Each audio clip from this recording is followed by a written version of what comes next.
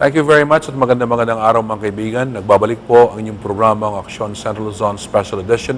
Ito po si Sunny Lopez. And today, we have a very special guest. Just very recently in the various shows that I did, we have talked about a big project that is happening in Clark, dito po sa may area po ng aviation area. At ito po ay talagang napakalaking proyekto talaga sapagkat ito po ay 167 hectares. No? At bigger than Makati as we have describe it together with Mr. Chichos Luciano. Now, I have the man behind the project with me. It's difficult to introduce the gentleman because of all the experiences. Nagpunta po siya sa US Navy, ang dami-dami hong kumpanya na sinamahan. Pero ngayon po, he is the President and Chief Executive Officer of Peregrine Development International. I'm talking about Mr. Dennis Wright. Welcome to the show, Mr. Dennis. Well, Sonny, thank you very much. It's really a pleasure to be here, and especially after the several years' worth of development work, to finally be here, finally have the project going live, and then to be invited to your show is really a special treat for us. You know, this is good for us also, because since you broke ground and laid a capsule there in your area, you steered the hornet's nest. Everybody's interested to know more about your project that you're undertaking. But before we go there, Mr. Dennis, can you please tell us about your company, Peregrine? Well, Sonny, I really appreciate that. Peregrine is a small company, and there was another Peregrine entity here in the Pacific located out home. We have nothing really to do with that company, it just happens to be a common name. Our company is headquartered in Kuwait. Okay. We formed 4 years ago. We are an American-owned company. Yes. Registered in the state of Oklahoma. Small business, but we have got extensive contacts and relationships that we developed from our former careers with either, in my case, the U.S. Navy, but later with Brown and Root, later to be Halliburton KBR. And 4 years ago, a few friends of mine, we formed Peregrine. We were able to get some financing from Kuwait, Kuwait investors. Yes.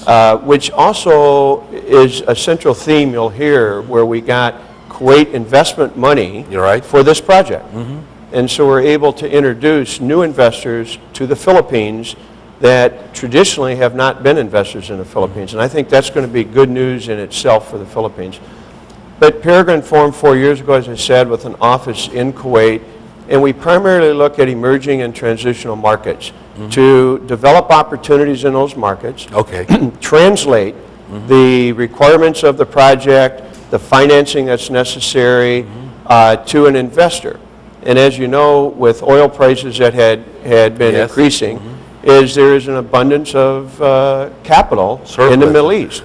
And it's a great fit to look at moving some of that international investment money into emerging markets, especially in a place like the Philippines. You know, last night I heard the ambassador, U.S. ambassador, she assured the Filipino community that the American investors are coming, the American investors are staying despite the crisis that is experienced back in the U.S. right now.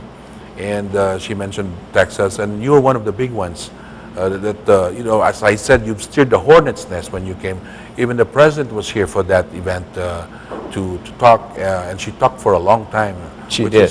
Which is not really, you know, with some people, they hear the president, she comes and she talks for a minute or so, and then she stops, and or sometimes she don't even, but she talked so highly of Kuwait and your company.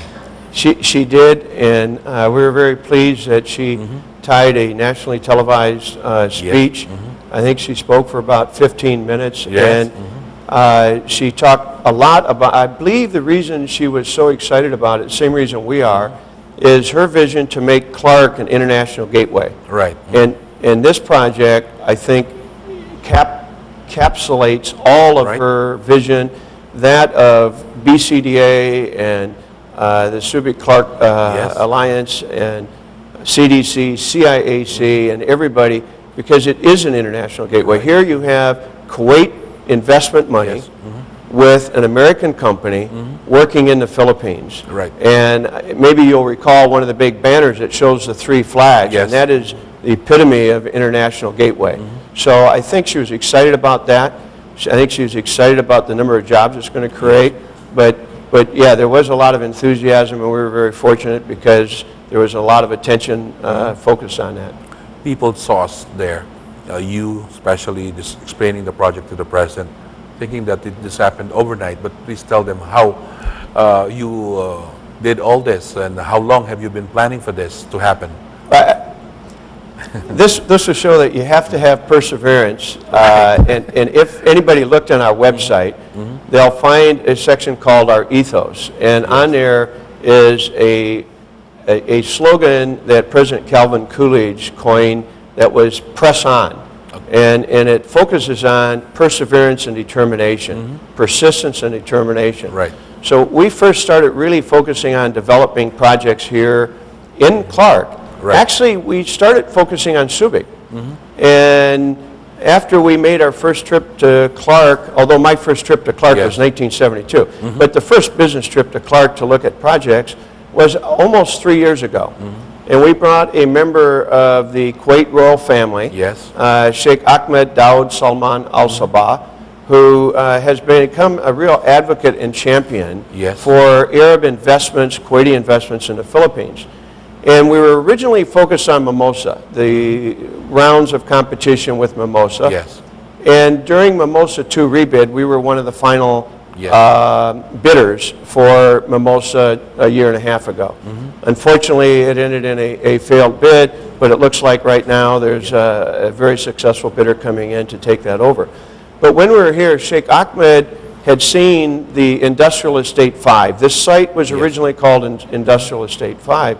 And he said, we should develop this. And he told the president during his comments at the groundbreaking that it was refreshing to see his idea, his dream, materialize with it. So we actually started almost 3 years ago with the groundwork of conceptualizing it. And in earnest, really, it started a good 2.5 years ago.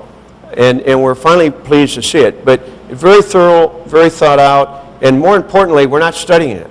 We're pulling the trigger and we're moving for it right now. But there must be other reasons why you chose Clark.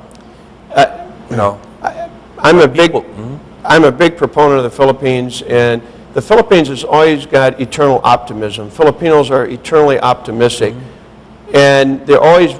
But certain things came together. If you've seen the old movie, The Perfect Storm, where all the weather conditions, the sea conditions, everything came together to create the perfect storm. We think that's a good analogy. Several things have come together to make the Philippines a perfect storm.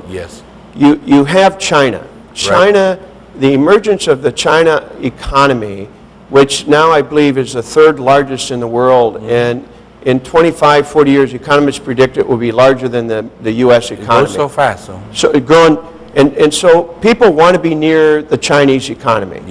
And it is difficult to work in China, the language and culture and customs. So the Philippines is on the doorstep of China. That's number one. Number two is the Philippines is literally the center of Southeast Asia, as you know. Equidistance to Japan, to Bangkok, to Singapore in the south, and then closer to Taiwan, Hong Kong in the center. But the biggest reason maybe is the English-speaking workforce. And easily trainable also. Trainable, but they're really everywhere. You have 8,500, I believe, OFWs working overseas. That's 8,500 ambassadors. And you have 8,500 Filipino ambassadors working in every country around the world. And people have finally woken up and realized the Philippines is the place to be. Near China, the center of Southeast Asia, English-speaking workforce that performs all the skills necessary to do work. So that's that perfect storm. Yes, plus it helps that we're friends of America also.